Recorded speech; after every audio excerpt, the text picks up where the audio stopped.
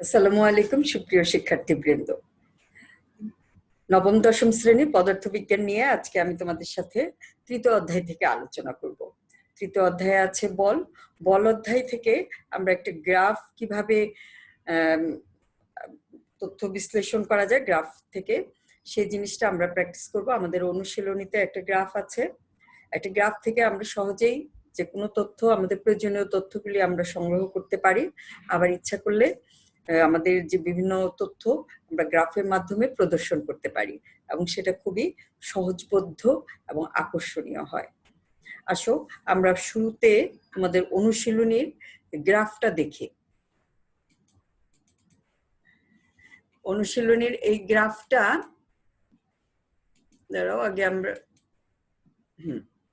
অনুশীলনীতে যে গ্রাফটা আমাদের আছে লক্ষ্য করো। এই গ্রাফটা থেকে আমরা কি বুঝতে পারছি? এখানে 1 কেজি ভরের একটা বস্তুর একটা বেগ সময় লেখচিত্র দেওয়া আছে। যে বস্তুটার আদিবেগ 15 মিটার পার সেকেন্ড এবং এটা কখনো সমত্বরণে, কখনো সমবেগে, কখনো মন্দনে, আবার সমবেগে, আবার ত্বরণে, অর্থাৎ সমবেগে, সুষম ত্বরণে, মন্দনে, নানানভাবে সময়ে নানান রকমের বেগ ছিল। এবং এটা 8 সেকেন্ড ধরে তার বস্তুটির গতির বিভিন্ন সময়ে তার যেই ধরনের বেগ ছিল সেই বেগগুলির একটা ধারণা পাওয়া যাচ্ছে। তাহলে এই গ্রাফটা থেকে আমরা বস্তুটি কখনো সমত্বরণে চলছে, কখনো সমবেগে, কখনো মন্দনে চলছে, এটা আমরা বুঝতে পারছি। আবার বস্তুটির আদি বেগ ছিল 15 মিটার পার সেকেন্ড, সেটাও জানতে পারছি। এবং এটা 8 সেকেন্ড সময় ধরে তার যে গতিশীল ছিল সেই সময়ের বেগের বিভিন্ন অবস্থাটা বুঝতে পারছি। এখন এই গ্রাফের তাদের এই বেগ যখন বিভিন্ন সময়ের বেগ যেটা ছিল সেগুলি থেকে আমরা যে তথ্যগুলি বের করতে পারি, এই যে প্রথম অবস্থানে সময়ে যখন তার আদি বেগ 15 মিটার ছিল, 15 মিটার পার সেকেন্ড ছিল, সেই সময়ে 1 সেকেন্ড পরে তার উপর বল প্রয়োগ করায় তার শেষ বেগ হলো 25 মিটার পার সেকেন্ড।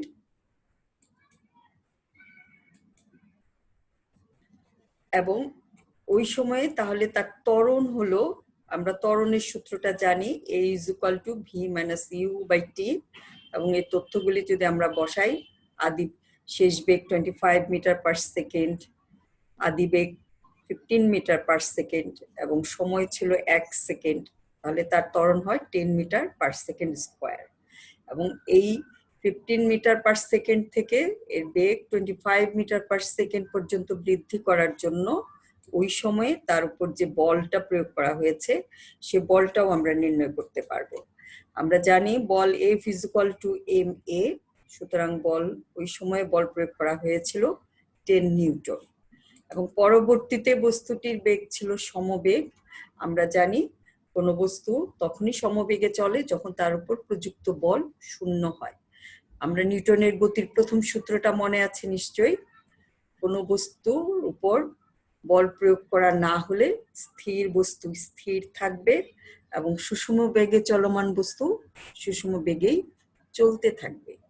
এছাড়াও আমরা যদি গতির সূত্র থেকে আমরা ত্বরণ বের করতে চাই, তাহলেও আমরা দেখো এখান থেকে দেখতে পাচ্ছি তার আদি বেগ এবং শেষ বেগ যেহেতু একই ছিল 25 মিটার পার সেকেন্ড, আমরা যদি a = v - u/t এই সূত্রে ত্বরণটা বেগগুলি বসাই তাহলে কিন্তু তার ত্বরণ 0 আসবে এবং তাহলে তার বেগ প্রযুক্ত বলও 0 আসে। তাহলে দ্বিতীয় ক্ষেত্রে যেহেতু বস্তুটি সমবেগে চলছিল, সুতরাং আমরা বলতে পারি প্রযুক্ত বল 0।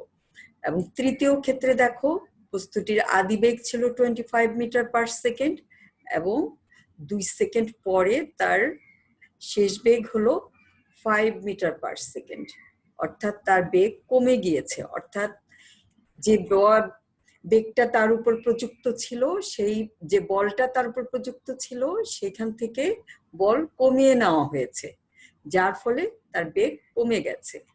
তাহলে দেখি আমরা তৃতীয় ক্ষেত্রে তার ত্বরণ বা মন্দন কত হয়েছে।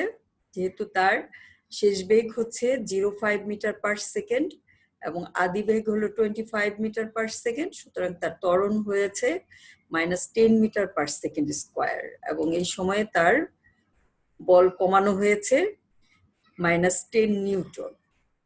এবং তারপরে দেখো চতুর্থ থেকে পঞ্চম সেকেন্ড, অর্থাৎ এই 1 সেকেন্ডে তার বেগটা ছিল সমবেগ, অর্থাৎ তখনও তার উপর কোনো বল প্রযুক্ত ছিল না, বল হলো 0। এবং এই পঞ্চম সেকেন্ড থেকে তার উপর বল প্রযুক্ত হয়েছে এবং পঞ্চম সেকেন্ড থেকে সপ্তম সেকেন্ড, এই 2 সেকেন্ড তার উপর বল প্রযুক্ত হয়েছে বলে তার বেগ কিন্তু বেড়ে গিয়েছে। তাহলে সেই সময়ে তার ত্বরণ হয়েছে দেখো 10 মিটার পার সেকেন্ড স্কোয়ার। তার আদি বেগ ছিল 25 মিটার পার সেকেন্ড এবং শেষ বেগ হলো 25 মিটার পার সেকেন্ড, সেই হিসাবে তার ত্বরণ হলো 10 মিটার পার সেকেন্ড। তাহলে তারপর তখন প্রযুক্ত বল ছিল 10 নিউটন। এবং সর্বশেষ সপ্তম থেকে অষ্টম সেকেন্ডে বেগটা ছিল আবার সমবেগ, তাহলে সেই সময়েও তার উপর কোনো বল প্রযুক্ত হয় নাই। এই যে বিভিন্ন সময়ে তার যে বল প্রযুক্ত বলের যে তথ্যগুলি আমরা পেলাম সেগুলি যদি আমরা একটা ছকে সাজাই তাহলে এরকম হবে। অর্থাৎ প্রথম সেকেন্ডে তার উপর 10 নিউটন বল প্রয়োগ হয়েছে, দ্বিতীয় সেকেন্ডে তার উপর কোনো বল প্রয়োগ হয় নাই এবং তৃতীয় থেকে চতুর্থ এই 2 সেকেন্ড তার উপর, তৃতীয় এবং চতুর্থ এই 2 সেকেন্ড তার উপর থেকে বল বিয়োগ করা হয়েছে, নিয়ে নেওয়া হয়েছে, কমিয়ে দেওয়া হয়েছে, যার ফলে সেই সময় তার বল কমানো হয়েছে -10 নিউটন। এবং চতুর্থ থেকে পঞ্চম সেকেন্ড, অর্থাৎ এই 1 সেকেন্ডে তার উপর আবার কোনো বল প্রয়োগ করা হয়নি, সেই সময় তার উপর 0 বল প্রযুক্ত ছিল। এবং পঞ্চম সেকেন্ড থেকে শুরু করে সপ্তম সেকেন্ড, অর্থাৎ এই 2 সেকেন্ড তার উপর আবার বল প্রয়োগ করা হয়েছে, সেই সময় তার বল প্রয়োগ করা হয়েছে 10 নিউটন। এবং শেষ সপ্তম থেকে অষ্টম সেকেন্ড, এই অষ্টম সেকেন্ড মানে এই লাস্ট সেকেন্ডেও বস্তুটি সমবেগে চলেছিল, সেই সময় তার উপর কোনো প্রযুক্ত বল ছিল না। এখন এই তথ্য উপাত্তটা আমরা যদি আবার গ্রাফে আমরা বল সময় লেখচিত্র হিসাবে স্থাপন করি তাহলে দেখো লেখচিত্রটা কেমন হয়। আমরা ওয়াই অক্ষ বরাবর বল এবং এক্স অক্ষ বরাবর সময় স্থাপন করে আমরা এই লেখচিত্রটি অঙ্কন করব এবং প্রতি ঘরকে, প্রতি ছোট ক্ষুদ্র বর্গক্ষেত্র তার এক বাহুকে 5 নিউটন বল করে এবং সময়ের ক্ষেত্রে প্রতি ছোট বর্গক্ষেত্রের এক বাহুকে 1 সেকেন্ড ধরেই আমরা গ্রাফটাকে সাজিয়েছি। তো সেই হিসেবে দেখো 1 সেকেন্ডে আমাদের 10 নিউটন বল প্রয়োগ হয়েছে এবং দ্বিতীয় সেকেন্ডে কোনো বল প্রয়োগ হয় নাই। এবং দেখো তৃতীয় আর চতুর্থ সেকেন্ড, এই তৃতীয় আর চতুর্থ সেকেন্ডে আমাদের 10 নিউটন বল প্রয়োগ করা হয়েছে, কমে গিয়েছে যেহেতু সে সময় তার মন্দন হয়েছিল, 10 নিউটন বল কমে গিয়েছে এই 2 সেকেন্ড সময় ধরে। এবং তারপরের সেকেন্ডে আবার তার উপর কোনো বল প্রয়োগ করা হয় নাই পঞ্চম সেকেন্ডে। এবং আবার দেখো এই ষষ্ঠ এবং সপ্তম সেকেন্ডে তার উপর আবার বল প্রয়োগ করা হয়েছে 10 নিউটন করে। এবং শেষ সেকেন্ডে এই অষ্টম সেকেন্ডে আবার এটা সমবেগে চলেছিল, তখন কোনো বল প্রয়োগ করা হয় নাই। এই তথ্যগুলি আমরা যখন এই গ্রাফে স্থাপন করলাম দেখো তার লেখচিত্রটা কেমন হলো। অর্থাৎ আমরা বুঝতে পারলাম যে একটা লেখচিত্র থেকে আমাদের প্রয়োজনীয় তথ্য উপাত্ত বিশ্লেষণ করে আমাদের প্রয়োজন অনুযায়ী আরেকটা লেখচিত্র আমরা এইভাবে করতে পারি। এবং সেটা দেখো কত সুন্দর করে আবার আরেকজনকে যদি আমরা বুঝাতে চাই সে কিন্তু এই লেখচিত্রটা দেখে খুব সহজেই তার নানান রকমের তথ্য সেখান থেকে নিতে পারবে তার প্রয়োজন অনুযায়ী। সুতরাং লেখচিত্র খুব জরুরিভাবে আমাদের বুঝতে হবে।